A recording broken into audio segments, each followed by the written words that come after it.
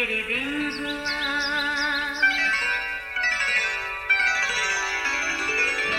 نیا پھر دن ہوا، پرانی رات کا کرے سو شکر ہم خدا کی ذات کا، خدا کی ذات کا نیا پھر دن ہوا۔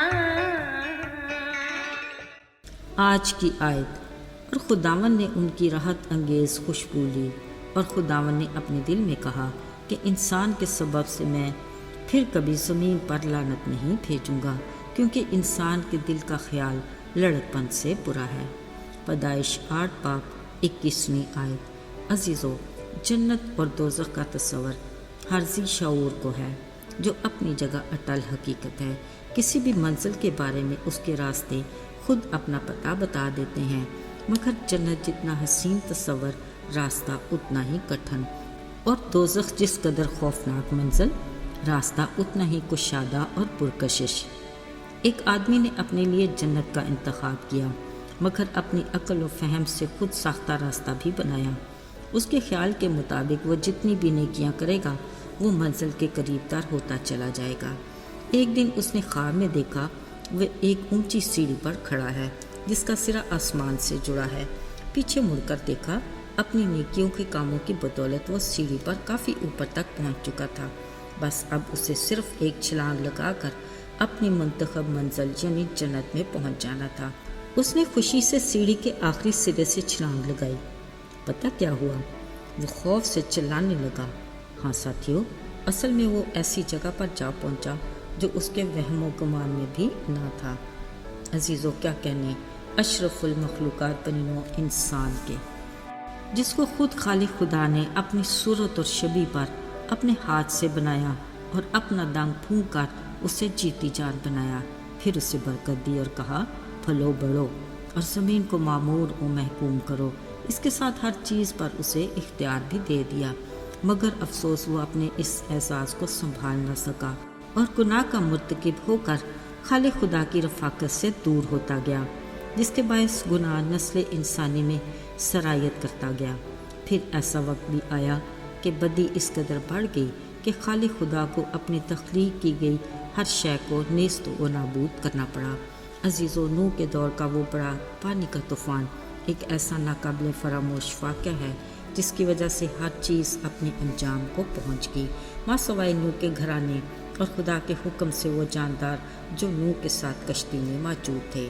کلام مقدس کے مطابق خدا کو تمام روئے زمین پر نوح کے سوا کوئی راست باز نہ ملا۔ ذرا سوچئے، اپنے ہاتھ کی تخلیق کی تباہی سے خالق خدا کس قدر ملول ہوا ہوگا۔ پھر جب خداوند نے نوح کی گزرانی گئی قربانی کی راحت انگیز خوشبو لی تو اپنے دل میں کہا کہ انسان کے سبب سے میں پھر کبھی زمین پر ایسی لعنت نہ بھیجوں گا، کیونکہ اس کے خیال لڑکپن ہی سے برے ہیں۔ اس شفیق باپ نے خطا کار انسان کی تمام غلطیوں اور نافرمانیوں کو ایک بار پھر درگزر کر کے اسے معاف کیا۔ عزیزو، اس بڑے پانی کے طوفان کے بعد ایک بار پھر خدا نے بنی نوع انسان کو برکت دی۔ کلام مقدس میں لکھا ہے کہ تم بارور رہو اور بڑھو اور زمین پر خوب اپنی نسل بڑھاؤ اور بہت زیادہ ہو جاؤ۔ عزیزو، آج اس کی اسی برکت کے سبب نسل انسانی کس قدر بڑھ چکی ہے کہ مردم شماری کے باوجود ٹھیک سے اندازہ نہیں ہو سکتا، مگر اس کے ساتھ ہم بھی بڑی جھٹائی سے اپنی پرانی ڈگر پر رواں دواں ہیں۔ ذرا سوچئے، اگر وہ آج زمین پر نگاہ کرے تو آپ کے خیال میں اسے کتنے راست باز ملیں گے؟ شاید ایک بھی نہیں، کیونکہ کلام میں لکھا ہے کوئی نیکوکار نہیں، ایک بھی نہیں۔ مگر ہم کس قدر مبارک اور وہ کس قدر شفیق باپ ہے کہ اگر وہ ہماری بدکاری کو اپنے حساب میں لائے، کون ہوگا جو قائم رہ سکے گا؟ مگر وہ اپنے بڑے فضل سے نہ تو ہمارے گناہوں کے موافق ہم سے سلوک کرتا ہے اور نہ ہماری بدکاریوں کے مطابق ہمیں بدلہ دیتا ہے۔ یاد رہے، اس آزادی کی بھی ایک حد ہے۔ ہمیں اپنی اس زندگی میں آخرت کا سوچنا ہے، کیونکہ نجات کا دروازہ اس وقت تک کے لیے ہی کھلا ہے جب تک ہماری سانسیں برقرار ہیں۔ ہمیں اپنی ابدیت کی منزل کا بھی ابھی سے ہی انتخاب کرنا ہے، یعنی ابدی زندگی۔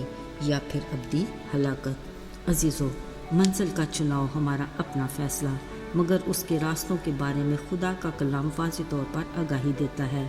لکھا ہے، سکڑا راستہ زندگی کی طرف جاتا ہے، اس پر چلنے کے لیے انا اور خودی کو چھوڑنا اور اپنی صلیب اٹھا کر یسوع کے پیچھے چلنا ہے، جس پر چلنے والے بہت تھوڑے ہیں۔ دوسرا راستہ کشادہ اور خوشنما ہے، جو دیکھنے والوں کو سیدھا معلوم ہوتا ہے، جس کے مسافر بہت ہیں، مگر اس کی منزل ہلاکت ہے۔ عزیزو، خدا کے کلام کے آئینہ میں ہر شے عیاں اور شفاف ہے۔ اس کا فضل سب کے لیے اور آسمان کی بادشاہی کی ضیافت کی دعوت بھی سب کے لیے ہے۔ التجا ہے کہ ہم اس ضیافت میں شریک ہونے کے لائق بن جائیں۔ آئیے دعا کریں۔ اے ہمارے آسمانی باپ، تیرے بڑے فضل اور بے انتہا پیار کے لیے ہم تیرے شکر گزار ہیں۔ تو ہمارا ایسا باپ ہے جو ہماری بدی کو بخش دیتا اور خطاؤں کو درگزر کر دیتا ہے۔ اے باپ، ہم اقرار کرتے ہیں کہ ہم کمزور ہیں اور ہر پل تیرے رحم اور فضل کے خواستگار ہیں۔ اپنے وعدے کے مطابق ہم سے کبھی دستبردار نہ ہونا۔ یسوع کے پاک بابرکت اور مبارک نام میں آمین۔